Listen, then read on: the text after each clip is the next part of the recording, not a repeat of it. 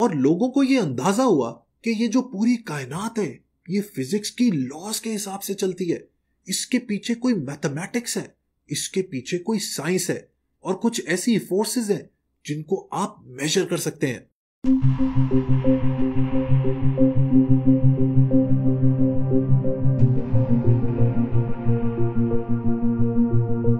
दोस्तों, आज से 2500 साल पहले एथेंस, जो कि कदीम यूनान यानी कि एंशियंट ग्रीस का एक शहर था, वहां पर एक मैला कुचैला सा शख्स लोगों को रास्ते में रोककर अजीबो गरीब सवाल पूछता।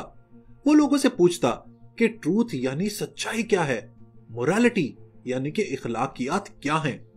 वो ना सिर्फ सवाल पूछता बल्कि लोगों को सवाल पूछने के लिए भी उकसाता, क्योंकि उसको लगता था कि लोग एक पर्पसलेस, एक मीनिंगलेस जिंदगी गुजार के चले जाते हैं और उनकी सोच भी सिर्फ एक तरफा होती है। जानते हैं दोस्तों, ये शख्स कौन था? ये शख्स एक ऐसा ब्रिलियंट माइंड था जिसने वेस्ट यानी मगरिब में फलसफे की बुनियाद रखी। ये शख्स था सोक्रेटिस, जिसको हम सुकरात के नाम से भी जानते हैं।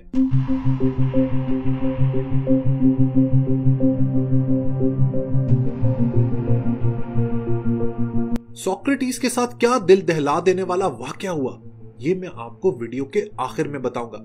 वैसे तो आप लोगों ने बड़े बड़े फलसफियों के नाम सुने होंगे, Plato, Aristotle, Nietzsche, Heidegger, Marcus Aurelius, and the list is endless. लेकिन जब इनका फलसफा पढ़ने की बात आती है तो लोग अक्सर घबरा जाते हैं। उन्हें लगता है कि फलसफा उनके सर के ऊपर से गुजर जाता है। इतनी गहरी एब्स्ट्रैक्ट बातें ज्यादातर लोगों को समझ ही नहीं आती, लिहाजा लोग वहीं हिम्मत हार जाते हैं। लेकिन आप लोगों ने घबराना नहीं है। आज मैं आपको इल्मो दानिश के, नॉलेज के, विजडम के, दानाई के, इंटेलेक्ट के एक ऐसे सफर पर लेके जाऊंगा जो आपके होश उड़ा देगा। इस वीडियो में इतनी लर्निंग है आप लोगों के लिए कि आपको मजा आ जाएगा। आज की वीडियो में मैं आपको तारीख के जो बड़े बड़े फिलोसफर्स हैं उनसे मिलवाने वाला हूं। उनकी गहरी मुश्किल बातें आसान जबान में आप लोगों को समझाने वाला हूं। वो लोग जो फलसफे की तारीख को जानना चाहते हैं और इसके बारे में गहरी समझ हासिल करना चाहते हैं, वो आज की वीडियो जरूर देखें। It will be a joy ride. So let's get started. इससे पहले कि हम लोग फलसफे की तारीख की बातें करें, फलसफियों की बातें करें, पहले ये तो समझें कि फलसफा आखिर होता क्या है। What is philosophy? बदकिस्मती से फलसफे की कोई भी यूनिवर्सली एक्सेप्टेड डेफिनेशन नहीं है, लिहाजा ये कॉन्सेप्ट मुझे आपको इनडायरेक्टली समझाना पड़ेगा। Let me give it a shot. फलसफे की जबान में इंसान एक महदूद यानी कि फाइनाइट बीइंग है, जो स्पेस एंड टाइम यानी कि ज़माओ मकाम में कैद है। परेशान न होए, आसान जबान में इसका मतलब यह है कि इंसान को पता है कि एक दिन वो मर जाएगा और उसकी जिंदगी खत्म हो जाएगी। मौत की ये सोच इंसान को सोचने पर मजबूर करती है कि इस जमीन पे जो उसके पास थोड़ा सा वक्त है उसको कैसे गुजारना है। मौत की ये सोच इंसान के अंदर डर भी पैदा करती है। उसे हर वक्त डर लगा रहता है कि उसके अपने उससे दूर हो जाएंगे। इसके अलावा उसे इस बात का भी डर लगा रहता है कि मुस्तकबिल यानी फ्यूचर में क्या होगा। ये सारे डर हमें एक खुशबाश जिंदगी गुजारने से रोकते हैं।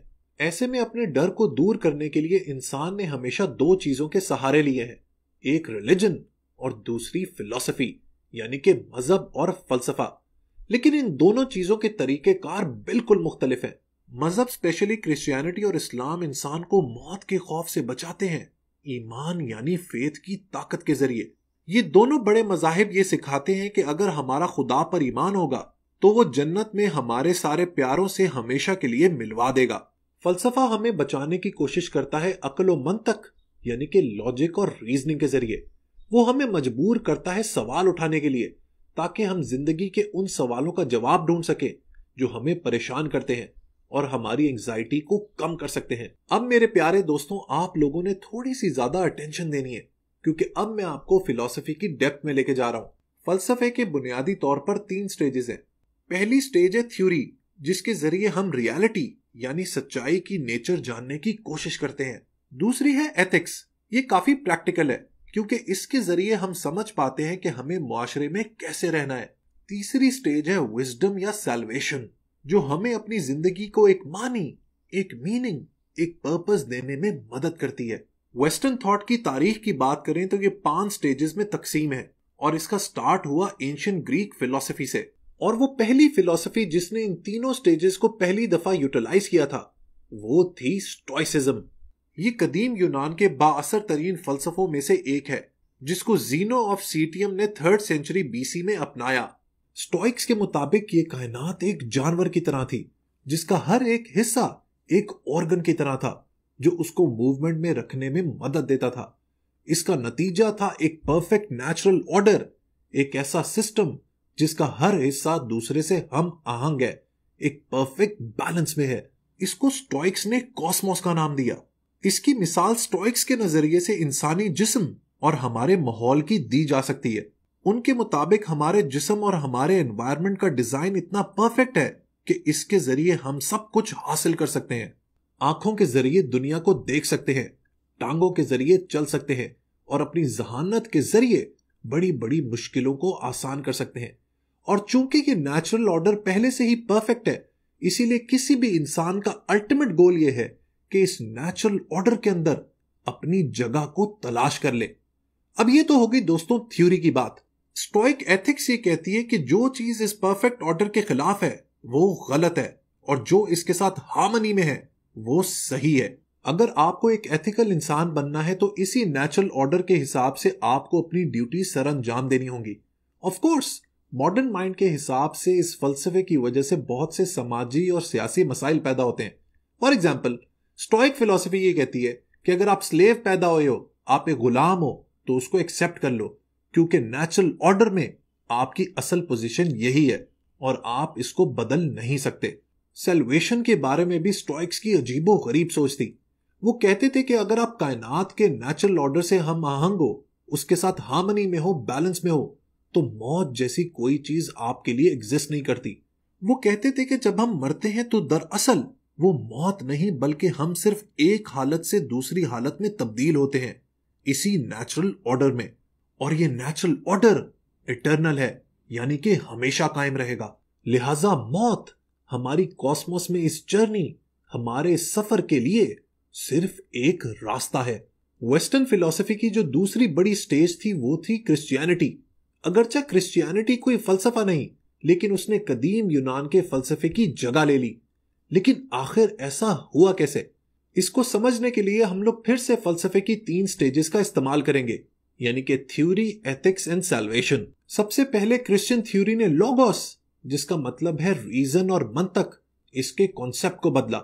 लोग समझते थे कि कायनात के अंदर ही लॉजिक और रीजन छुपी हुई है, लेकिन क्रिश्चियनिटी ने कहा कायनात में नहीं, जीसस क्राइस्ट ही लोगोस हैं। ये एक बहुत बड़ा चेंज था। सडनली लोगों ने यह मानना शुरू किया कि कायनात जैसा एक स्ट्रक्चर बेमानी है और सारी अकल और मंतक एक ही एक्स्ट्रॉर्डिनरी शख्स के पास है। लोगों ने कहा कि भाई ये सवाल उठाना छोड़ो, ये अकल वकल की बातें छोड़ो, बस ईमानी ताकत का इस्तेमाल करो, ईमान ही सब कुछ है। एक तो क्रिश्चियनिटी ने ग्रीक्स का जो नेचुरल हायरार्की वाला कॉन्सेप्ट था उसको बिल्कुल रद्द कर दिया। ग्रीक्स के मुताबिक जो नेचर है, यानी कि जो कुदरत है, वो हम लोगों को अनइक्वली गिफ्ट करती है। यानी कि कोई ज्यादा खूबसूरत होता है, कोई ज्यादा ताकतवर होता है, किसी की हाइट ज्यादा होती है, कोई ज्यादा इंटेलिजेंट होता है। ग्रीक्स का मानना यह था कि ये जो अनइक्वल डिस्ट्रीब्यूशन है ये खुदा की तरफ से एक गिफ्ट है और ये इस बात का सबूत है कि कुछ लोग पैदा ही होते हैं लीड करने के लिए। They are born to lead and others to follow. लेकिन क्रिश्चियनिटी ने कहा कि ये सब इनइक्वालिटीज इनसिग्निफिकेंट है, ये बेकार बात है, ये बकवास बात है। हर शख्स के पास फ्रीडम है, आजादी है अपनी जिंदगी को बेहतर करने के लिए। वेस्टर्न एथिक्स में ये जो फ्रीडम का कॉन्सेप्ट लेकर आई थी ना क्रिश्चियनिटी, ये उन वक्तों के हिसाब से एक बहुत ही इनोवेटिव आइडिया था।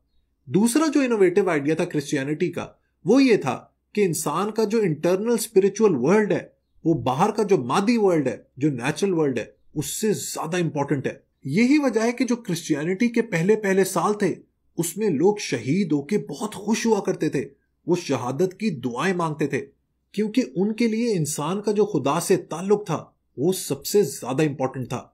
और जो तीसरा इनोवेटिव आइडिया क्रिश्चियनिटी लेकर आई वो थी ह्यूमैनिटी, यानी कि इंसान को सबसे ऊपर रखना, उसको सेंटर ऑफ द यूनिवर्स में जगह देना। क्रिश्चियन फेथ के मुताबिक खुदा के सामने सब बराबर हैं, इसीलिए जो इंसानी रेस है वो सब इक्वल है, वो सब बराबर है। फाइनली जो क्रिश्चियन डॉक्ट्रिन ऑफ सैल्वेशन था वो भी उस जमाने के हिसाब से नया था। क्रिश्चियनिटी ने अपने फॉलोअर से यह वादा किया कि जब तुम मर जाओगे तो तुम्हें दोबारा जिंदा किया जाएगा और ये जिंदगी हमेशा के लिए होगी। It will last till eternity. और इस जिंदगी में तुम अपनी इंडिविजुअल पर्सनैलिटी को दोबारा हासिल कर लोगे, अपने प्यारों से, अपनी फैमिली मेंबर्स के साथ हमेशा के लिए जी सकोगे। लेकिन दोस्तों 16वीं और 17वीं सदी में इंसानियत के रियलिटी को लेके जो पुराने कॉन्सेप्ट्स थे उसको इंसान ने ही तबाहो बर्बाद कर दिया। साइंस के जरिए इंसान ने पुराने फरसूदा मजहब परस्त रिवायात को खैरबाद कह दिया। ये वो दौर था जब कोपरनिकस ने हीलियोसेंट्रिक मॉडल को प्रपोज किया और उसने क्रिश्चियन चर्च को यह बताया कि अर्थ सेंटर ऑफ द यूनिवर्स नहीं है बल्कि सन यानी कि सूरज है।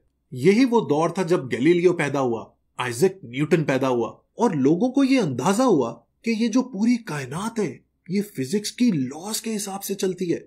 इसके पीछे कोई मैथमेटिक्स है, इसके पीछे कोई साइंस है और कुछ ऐसी फोर्सेस हैं जिनको आप मेजर कर सकते हैं। अब दोस्तों इस बात का अंदाजा लगाना कितना मुश्किल है कि सोच के इतने बदलाव की वजह से इंसानियत के अंदर कितना डर पैदा हो गया होगा। जाहिर सी बात है कि एक चीज जिसके ऊपर आपका इतना ईमान था, जिसके ऊपर आपको इतना यकीन था, वो ही गलत साबित हो जाए तो आपको कैसा लगेगा। इंसानों को उस दौर में पता लगा कि ये कायनात इनफाइनाइट है, यानी कि इसकी कोई हद नहीं। लिहाजा इंसानों को इस बात का अंदाजा हो गया कि अब उसको एक नई सोच, एक नए फलसफे, एक नए एथिकल ऑर्डर की जरूरत है ताकि इतनी बड़ी कायनात में वो अपनी आइडेंटिटी, अपनी जगह, अपनी शनाख्त को तलाश कर सके, अपनी सेल्वेशन हासिल कर सके। और ये था स्टार्ट वेस्टर्न थॉट की तीसरी स्टेज का, जिसको ह्यूमनिज्म कहते हैं। ह्यूमनिज्म की कहानी हम लोग स्टार्ट करते हैं फ्रेंच फिलोसोफर डेकार्ट से। डेकार्ट साहब की आपने एक मशहूर स्टेटमेंट तो सुनी ही होगी, I think therefore I am, यानी कि मेरी सोच ही मुझे मेरे वजूद का यकीन दिलाती है, मेरी सोच ही मेरे वजूद की, मेरे एग्जिस्टेंस की पहचान है। डेकार्ट के अंदर एक क्रिटिकल स्पिरिट थी जिसकी वजह से उसने जो सारे पुराने बिलीव्स थे उनको रिजेक्ट कर दिया और रियलिटी को लेके एक फ्रेश इंक्वायरी का आगाज किया। इसी दौर में एक और कमाल का फिलोसोफर यान याक रूसो भी सामने आया, जिसको फाउंडर ऑफ मॉडर्न ह्यूमनिज्म भी कहा जाता है। रूसो ने इंसान को ही इस पूरी कायनात का सेंटर बना दिया और इंसान के ऊपर ही इंक्वायरी शुरू की। उसने कहा कि हम अपने आप को समझ के ही इस कायनात को समझ सकते हैं। रूसो का कहना था कि इंसान जानवर से बिल्कुल मुख्तलिफ है और जो चीज हमें जानवर से अलग करती है वो है परफेक्टिबिलिटी। उसका कहना था कि जानवर प्री प्रोग्राम्ड होते हैं, यानी कि उनका बिहेवियर प्रेडिक्टेबल होता है। बिल्ली कभी घास नहीं खाती, इसी तरह जिराफ कभी गोश्त नहीं खाता। जबकि दूसरी तरफ इंसान के पास भरपूर आजादी है अपने आप को बेहतर करने की, अपने आप को चेंज करने की।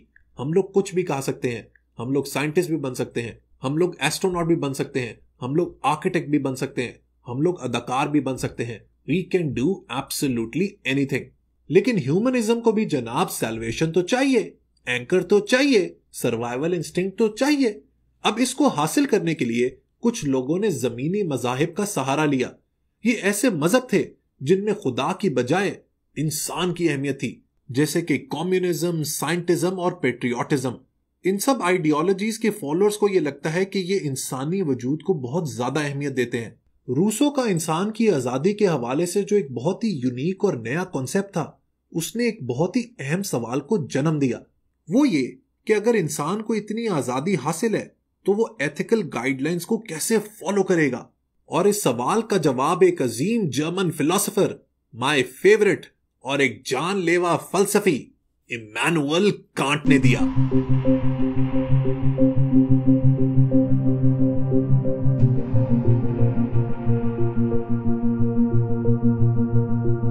उसने एक थ्योरी ऑफ एथिक्स प्रेजेंट की जो मॉडर्न ह्यूमनिज्म की बेसिस बन गई।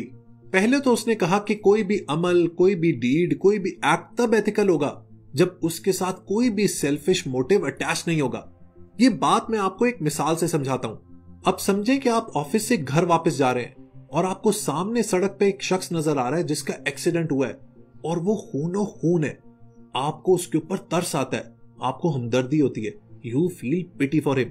आप उसको फौरन उठाते हैं, गाड़ी में बिठाते हैं और अस्पताल ले जाते हैं, उसकी मरहम पट्टी करवाते हैं। अब कहने को तो ये एक बहुत ही जबरदस्त और एथिकल एक्शन है, लेकिन कांट के मुताबिक इसके पीछे आपका एक सेल्फिश मोटिव है। आप ड्यूटी की बजाय हम दर्दी की वजह से, पिटी की वजह से उसको अस्पताल लेकर आए हैं, लिहाजा आपका जो एक्शन है वो एथिकल नहीं है। अब है ना अजीबो गरीब सी बात, एक्चुअली कांट कहना ये चाहता है कि आपने कोई भी अमल, कोई भी काम करना है वो अपनी ड्यूटी समझ के करना है, उसके पीछे आपका कोई भी सेल्फिश मोटिव नहीं होना चाहिए। He said that our actions are moral when we approve of the universal maxims they embody. अब ये गाढ़ा सा कॉन्सेप्ट मैं आपको एक बहुत ही आसान मिसाल से समझा देता हूँ। हमारी जिंदगी में ऐसे बहुत से लम्हे आते हैं जब हमें झूठ का सहारा लेना पड़ता है और झूठ हमारे फेवर में जाता है। फॉर एग्जाम्पल, आपको ऑफिस जाने का दिल नहीं कर रहा, आप अपने मैनेजर को कॉल करते हैं, मैसेज करते हैं कि मेरी आज तबीयत खराब है। अब आप अपने इस एक्ट को जज कैसे करेंगे? कांट ये कहता है कि आप सोचें कि अगर पूरी दुनिया इस तरीके से बिहेव करना शुरू कर दे तो क्या ये एथिकल होगा? जब आप ऐसा सोचेंगे आपको इस सवाल का जवाब खुद मिल जाएगा। इसी बात के हवाले से कांट ने कहा कि हमारा डीड, हमारा अमल तब अच्छा कहलाएगा जब उसका मकसद होगा यूनिवर्सल कॉमन गुड, यानी कि पूरी इंसानियत के लिए भलाई, किसी फैमिली, किसी कौम के लिए नहीं बल्कि इंसानियत के लिए गुडविल। कांट ने इसे कैटेगोरिकल इंपेरेटिव का नाम दिया, यानी कि अनक्वेश्चनेबल कमांडमेंट्स, यानी कि इनको फॉलो करना लाजमी है।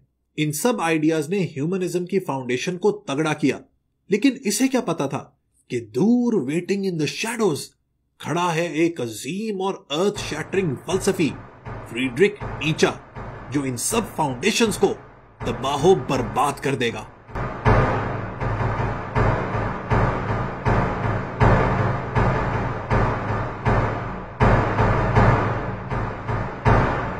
फ्रीडरिक नीचा की बिजार लाइफ के बारे में मैंने एक डिटेल्ड वीडियो बनाई थी, वो आपने जरूर देखनी है मेरी वीडियो आर्काइव्स में जाके।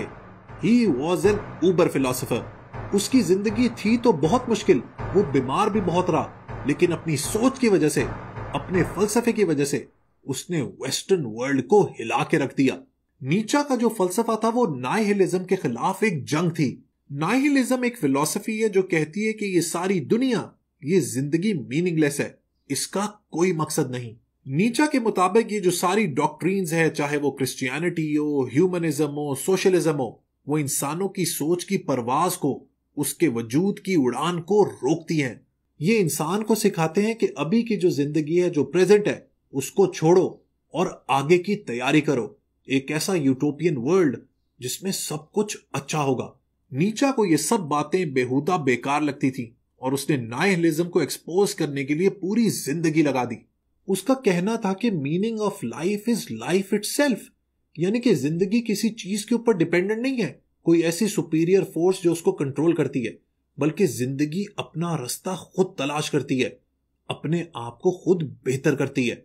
नीचा का मानना था कि ये दुनिया दो फोर्सेस का मजमुआ है, एक है रिएक्टिव और दूसरी है एक्टिव, और ये फोर्सेस हमेशा एक दूसरे से कॉन्फ्लिक्ट में रहती हैं, much against the Greek idea of harmony. Reactive forces इंसान की जिंदगी को डिमीन करती हैं, रियलिटी को डी वैल्यू करती हैं, और एक्टिव फोर्सेस इंसान की शख्सियत को, इंसान की खुदी को उड़ान देती हैं। नीचा ने कहा कि हमें इन दोनों फोर्सेस को बैलेंस करना चाहिए, जिसको उसने नाम दिया विल टू पावर का। फ्रीडरिक नीचा ने पुराने सारे फलसफे को चैलेंज कर दिया और सोच का एक नया जाविया दिया, इसीलिए उसे पोस्ट मॉडर्निज्म थिंकिंग का फाउंडर भी कहते हैं। पोस्ट मॉडर्निज्म ही वेस्टर्न थॉट की फोर्थ स्टेज है, लेकिन एक टाइम ऐसा भी आया जब इस अजीम फलसफी के आइडियाज को भी चैलेंज किया जाने लगा, और यहीं से स्टार्ट हुआ वेस्टर्न थॉट की फिफ्थ स्टेज का, जिसको कहते हैं कंटेम्पररी फिलॉसफी। कंटेम्पररी ह्यूमनिज्म या फिलॉसफी जो अर्थली रिलीजन्स हैं उनको रिजेक्ट करती है, लेकिन ये नीचा के उस आइडिया को भी रिजेक्ट करती है कि only the real world of experience exist. Contemporary humanism के हिसाब से कुछ चीजें ट्रांसेंडेंटल भी हैं, यानी कि they are external and superior to ourselves, यानी कि हम रियलिटी को कॉन्टेम्पलेट कर सकते हैं, उसके बारे में गुमान कर सकते हैं, लेकिन उसको कभी भी पूरे तरीके से समझ नहीं सकते।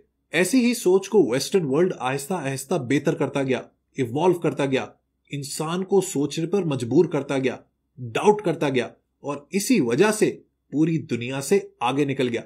देखिए दोस्तों, इसमें जो कड़ी है ना, जो एंकर है, वो है सोच। याद रखें, सोच से बड़ा कोई हथियार नहीं है।